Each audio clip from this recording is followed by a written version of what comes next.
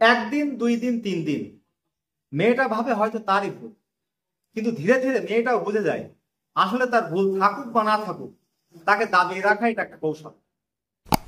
একটা সময় এই কৌশল মেয়েটাও শিখে যায়। সে তার সকল চেষ্টা শেষ করে দেয়, শুরু করে প্রতিদ্বন্দ্বিতা।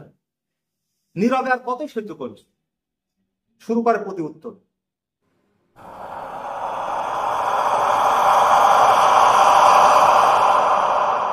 আলহামদুলিল্লাহ, আলহামদুলিল্লাহি রাব্বিল আলামিন, নাহমাদুহু ওয়া নুসাল্লি আলা রাসূলিহিল কারীম ওয়া আলা আলিহি ওয়া সাহবিহি আজমাইন, আম্মা বাদ।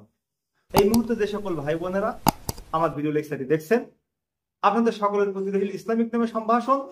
আসসালামু আলাইকুম ওয়া রাহমাতুল্লাহি ওয়া বারাকাতুহু। আপনাদের সকলের উপর শান্তি, রহমত এবং আজকে আমার আলোচনার বিষয়বস্তু হলো ছেলের বউকে কাজের বুয়া নয় মেয়ে ভাবতে শিখুন। নারী নষ্ট হয় তিলে তিলে। নারী মাকে দেখে মা হওয়া শেখে, শাশুড়িকে দেখে শাশুড়ি হওয়া শেখে। কথাগুলো সবার জন্য নয়, এটা সমাজের বিশাল এক অংশ নারীদের জন্য। একটা মেয়ে অনেক স্বপ্ন নিয়ে শ্বশুর বাড়িতে পা রাখে।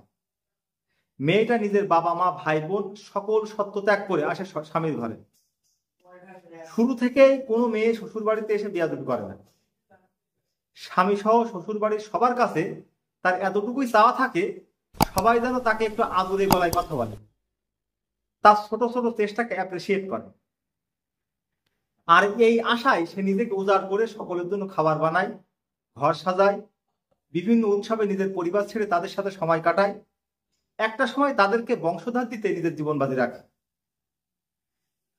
নিজের নিজস্ব পরিবার ছেড়ে মেয়েটা একটা নতুন পরিবেশে, নতুন পরিবারে এসে খাপ খাওয়া নেওয়ার চেষ্টা করে। কিন্তু ছেলের পরিবার মেয়েটার এই চেষ্টাকে মূল্য দিতে চায় না। বেশিরভাগ পরিবার শুরু থেকেই বাড়ির বউটাকে ডমিনেট করতে শুরু করে। কাজে, কথায়, চলাফেরায়, উঠতে বসতে ভুল ধরতে শুরু করে। কিছু হলেই মেয়েটার বাড়ির লোক তুলে কথা শোনায়, অসম্মান করে। একদিন, 2 দিন, 3 দিন মেয়েটা ভাবে হয়তো তারই ভুল, কিন্তু ধীরে ধীরে মেয়েটাও বুঝে যায় আসলে তার ভুল থাকুক বা না থাকুক, তাকে দাবিয়ে রাখাই এটা একটা কৌশল। একটা সময় এই কৌশল মেয়েটাও শিখে যায়। সে তার সকল চেষ্টা শেষ করে দেয়, শুরু করে প্রতিদ্বন্দ্বিতা। নীরবে আর কতই সহ্য করবে, শুরু করে প্রতি উত্তর। মেয়েটাও একসময় শ্বশুর বাড়িতে প্রতিবাদী কণ্ঠে কথা বলতে শুরু করে। আর যেদিন সে মেয়েটা তার সরল মন ছেড়ে কঠিন হয়ে যায়, সেই দিন ওই মানুষগুলোই তাকে বেয়াদব বলে আখ্যা দেয়।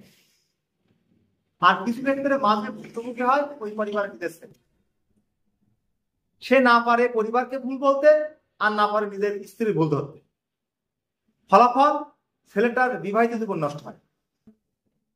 যাদের কঠোর আচরণে মেয়েটা এমন হয়ে উঠলো, তারাই তখন বলে মেয়েটা আমাদের সাথে থাকতে চায় না, আমাদের সাথে খারাপ আচরণ করে। অথচ চিত্রটা অন্যরকম হতে পারে। মেয়েটাকে একটু আদরে ভাবে সবাই মিলে বুঝিয়ে রাখলে সংসারের পরিবেশটা কতই না সুন্দর হতো। একটা মেয়ে তার সব ছেড়ে আপনাদের কাছে এসেছে, তার জন্য সবাই মিলে একটু স্যাক্রিফাইস করলে, তাকে মানিয়ে নিতে সাহায্য করলে সে আপনাদের মনের মতো হয়ে উঠবে। সব মেয়ে এবং সব পরিবার এক নয়, তবে অধিকাংশ ক্ষেত্রে সকল পরিবারে একই ছিল।